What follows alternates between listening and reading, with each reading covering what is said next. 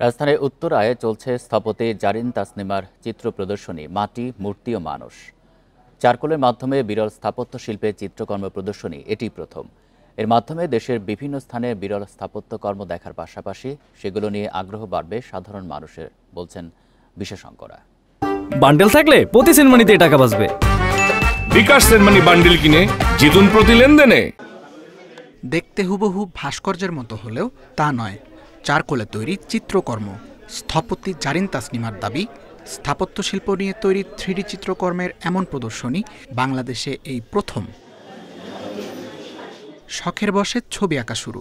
দেশের বিখ্যাত স্থাপত্যকর্ম নিয়ে সাধারণ মানুষের আকর্ষণ বাড়াতেই এমন আয়োজন।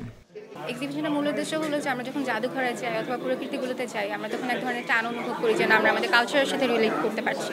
ওটাই আমি আমার এক্সিবিশনে তুলে ধরার চেষ্টা করেছি। প্রদর্শনীতে এসে মুগ্ধ দর্শনার্থীরাও।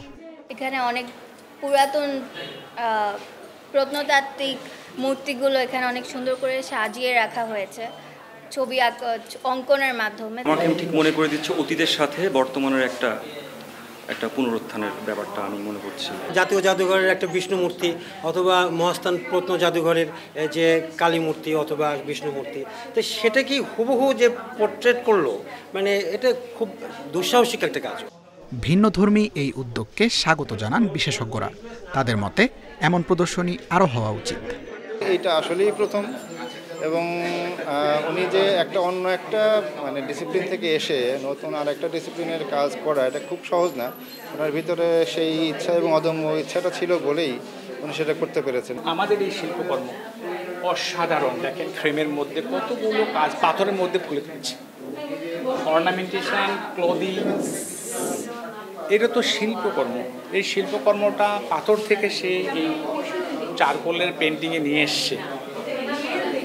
এটা একটা অসাধারণ প্রচারের চেষ্টা।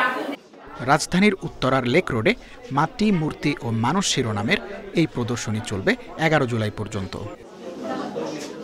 Tanvir Ahmed, independent news, Dhaka.